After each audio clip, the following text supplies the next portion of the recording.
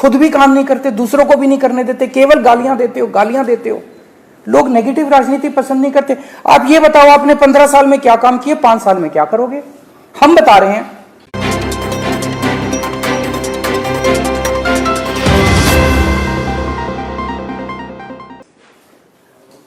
एक कहावत है कि मारने वाले से बचाने वाला ज्यादा अच्छा होता है। हम बचपन में एक कहानी सुना करते थे कि सिद्धार्थ गौतम जब छोटे बच्चे थे, एक दिन वो बाहर बाग में खेल रहे थे। खेलते खेलते उन्होंने देखा कि एक हंस, उसके पेट में तीर लगा हुआ था, वो आके उनके सामने गिरा। हंस तड़प रहा था दर्द के मारे। उन्होंने हंस के पेट से तीर निकाला और उसकी मरहम पट्टी की, उसको थोड़ा सुकून मिला। इतने में सिद्धार्थ गौतम का चचेरा भाई देवदत्त दौड़ा दौड़ा आया और उसने कहा कि ये हंस मुझे वापस कर दो, ये मेरा हंस है, मैंने इसको तीर मार के गिराया है। तो सिद्धार्थ गौतम ने कहा नहीं, मैंने इसको बचाया है, ये मेरा हंस है। दोनों भाई लड़ते लड़ते राजा के पास गए। राजा ने कहा भाई दोनों भाइयों को दूर खड़ा कर दो और हंस को बीच में रख दो, जिस तरफ हंस जाएगा हंस उसी का। सो हंस को बीच में रखा गया और हंस सिद्धार्थ गौतम के पास गया जिसने उन्हें बचाया था देवदत्त से, तो वो डर गया और हंस उसी का हो गया। तो तब से ये कहावत प्रचलित है कि मारने वाले से बचाने वाला ज्यादा बड़ा होता है। आज दिल्ली के अंदर भी वही हालत है।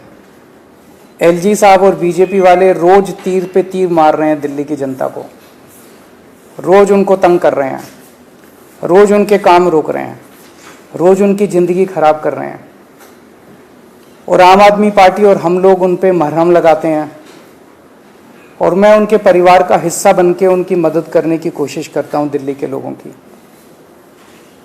सबसे ज्यादा दुख हुआ जब कुछ दिन पहले उन्होंने योगा की क्लासेस बंद कर दी।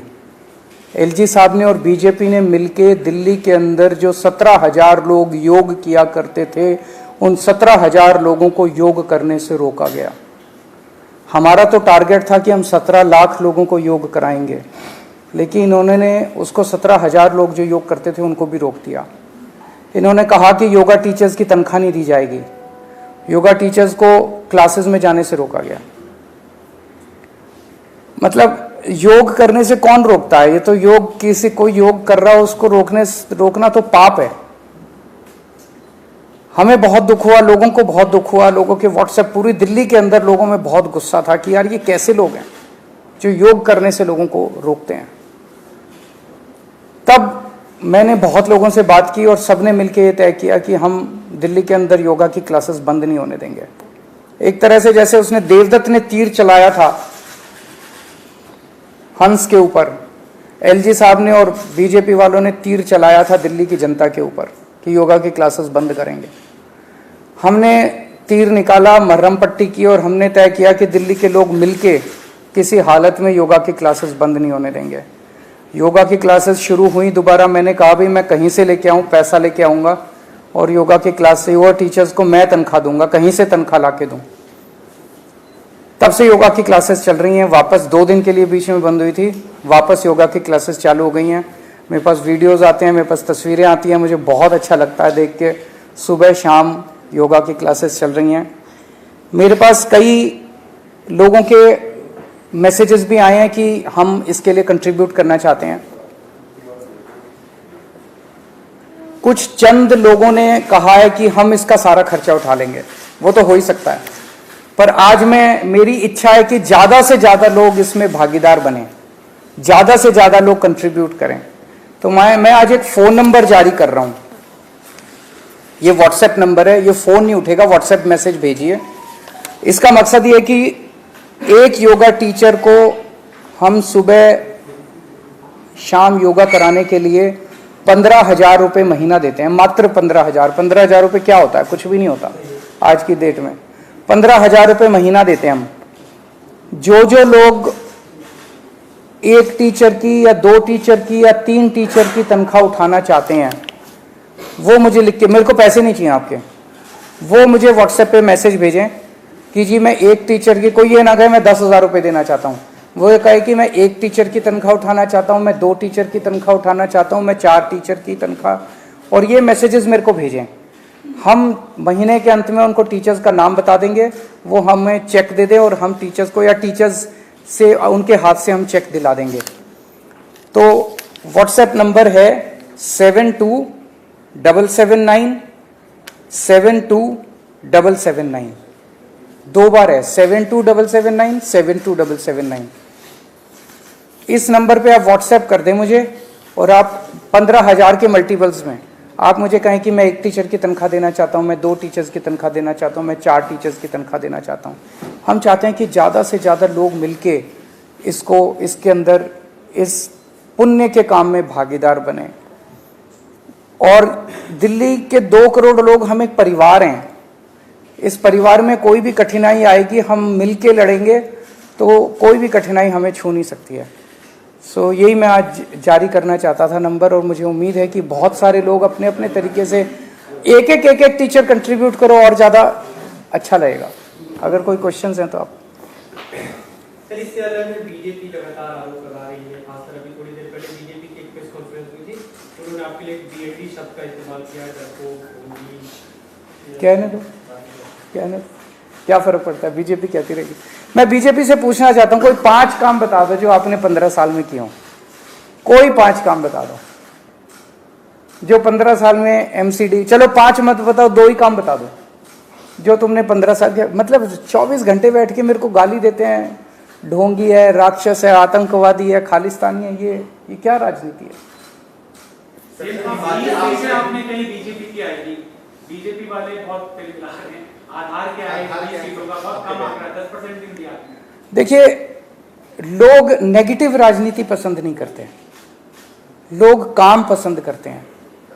खासकर पिछले 7-8 महीने से जिस तरह से जो नए एलजी साहब आए हैं, इन्होंने और बीजेपी ने मिलकर दिल्ली के लोगों की जिंदगी नर्क करने की कोशिश की है। लोग इसको पसंद नहीं कर रहे। आप काम रोकते जा रहे हो, काम रोकते जा रहे हो, काम रोकते जा रहे हो, जनता देख रही है, और हम काम करते जा रहे हैं, किसी तरह से लगे हुए हैं, किसी तरह से लगे। अब योग भी रोक दिया, बताओ, योग भी रोक दिया। योग कौन रोकता है यार, पाप है बहुत बड़ा। आपने योगा क्लासेस भी रोक दी, और फिर आप चाहते हो कि लोग आपको वोट दें। कैसे वोट देंगे लोग? आपने काम क्या किया है? खुद भी काम नहीं करते, दूसरों को भी नहीं करने देते, केवल गालियां देते हो, गालियां देते हो। लोग नेगेटिव राजनीति पसंद नहीं करते। आप ये बताओ, आपने 15 साल में क्या काम किए, 5 साल में क्या करोगे? हम बता रहे हैं, हमने 7 साल में स्कूल अच्छे कर दिए, अस्पताल अच्छे कर दिए, बिजली के बिल 0 कर दिए, बिजली 24 घंटे कर दी, हमने सड़कें बना दी।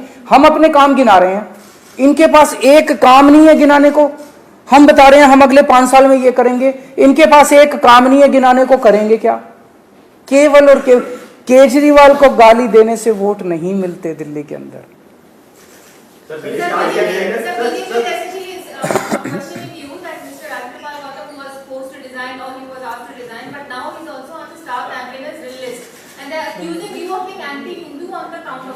सो इस बात पे वोट मांग रहे हैं वो, इस बात पे वो चाहते हैं, तो जनता तय कर लेगी कि उनको वोट मिलेंगे कि नहीं मिलेंगे। 7 को नतीजे आ रहे हैं ना, 7 को नतीजे आ जाएंगे। मतलब वो वोट किस चीज पे मांग रहे हैं?